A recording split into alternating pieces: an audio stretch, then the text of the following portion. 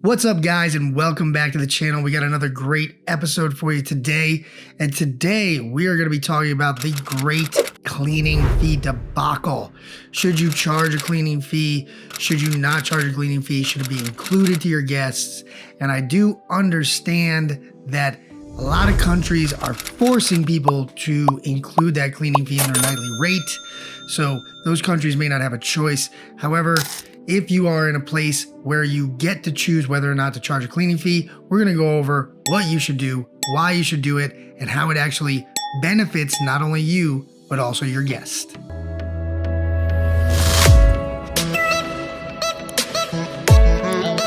So the Airbnb cleaning fee, as simple as it sounds, just a nominal fee you give to your cleaners to clean the place that you charge your guest.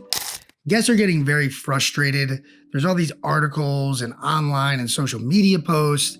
They can't really believe how much the price of their Airbnb is when they go to final checkout, because they'll see a price like $500, they'll go to final checkout and it'll balloon up to like $900. The cleaning fee has kind of taken the brunt of that, and we're going to kind of talk about why the cleaning fee is taking the brunt of that and why I think it's a little bit ridiculous later on in the video. But for right now, I just want to kind of cover the reasons why the cleaning fee is important, and more importantly, why it's very bad, very, very bad to include it in your nightly rate. Obviously, if you're in an area where you're forced to do so, there's nothing you can do. But if you are in another area where you have the option, you should separate it. So the reason why some people believe you should include it is mostly because of the abandoned cart statistic. And that's where someone will go in, they'll go to purchase a night at your place, at your Airbnb, and basically they will see the final price and they will abandon that cart. So a lot of people think this is going to happen less if you include your cleaning fee in your nightly rate. But there's a few problems to that, okay? The marketed price of your Airbnb is going to go up, which means you're probably going to get less clicks than if your price was lower and people click through. So even though your abandoned cart rate may go slightly up, you're going to get a lot more views since you're at a lower price. So that's number one. Number two is when you don't include the cleaning fee as a separate line item and you include it in your nightly rate, essentially what you're doing is you're punishing people who will stay at your Airbnb for longer periods of time. Because at the end of the day, you still have to pay that cleaning fee to your cleaners. So a guest who is going to stay one night may have to pay, $150, and 100 of that may be a cleaning fee. But a guest who's staying 3 nights is now going to have to pay $450. But again, only 100 of that is a cleaning fee, meaning their nightly rate actually just went up for staying more nights. And that's just not good for your consumer, and it's not going to be good for your Airbnb as a whole. So I strongly recommend you don't do this. And the next thing I want to talk about is really about why the abandoned cart actually happens.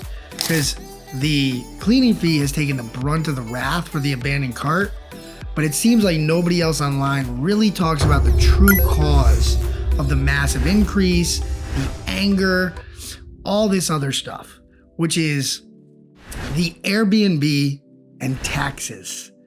So the Airbnb fees and taxes are the main cause.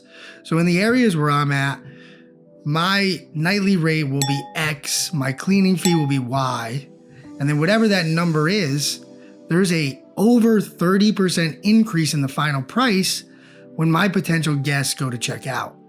This is a big problem, and this will lead to a lot of abandoned carts. Someone goes to reserve a property that they think is going to cost them $1,000. Well, $100 cleaning fee is not going to scare them away. But when they go see $1,100, they're probably still going to book, plus an additional 30%. So now their booking is up around $1,450. Versus what they were expecting was $1,000. They are going to immediately walk away. So that's just some simple math for you as to why these cleaning fees really aren't the main issue. The main issue are the Airbnb fees, which they charge the guests about 15%, and the taxes, sales tax and hotel taxes for your area. Now, some of you might be saying, well, Airbnb created an option. And again, some of these things are forced in different areas where the host pays 100% of the Airbnb fees. And so the guest never sees it. And again, I do think that will decrease your abandoned cart rate. But if you're in an area where you get to choose which way you want to go, I would always have the Airbnb fees be separate. The reason why is when people see that your place is way more expensive, they're just not going to click through to it. So that creates the big issue.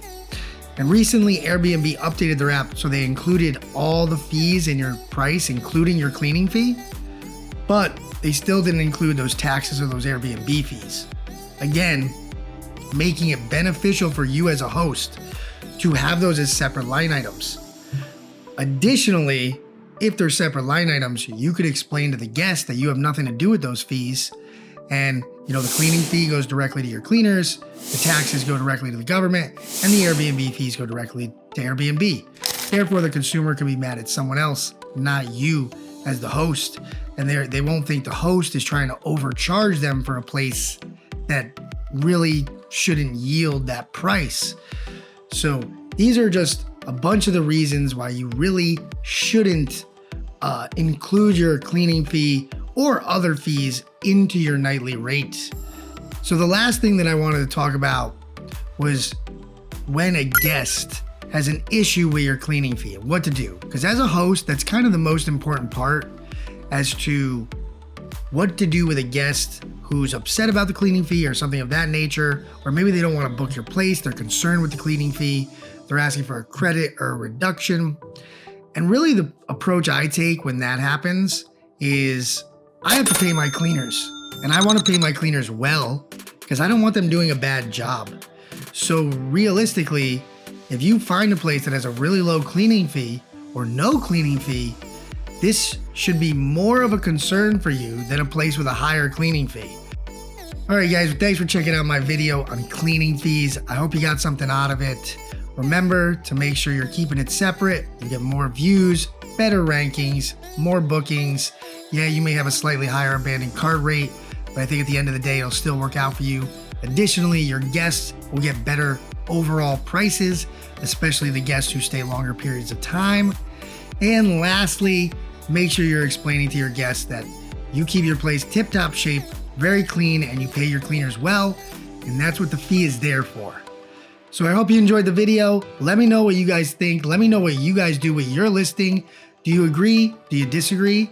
As always, guys, please like and subscribe, and I will see you next time.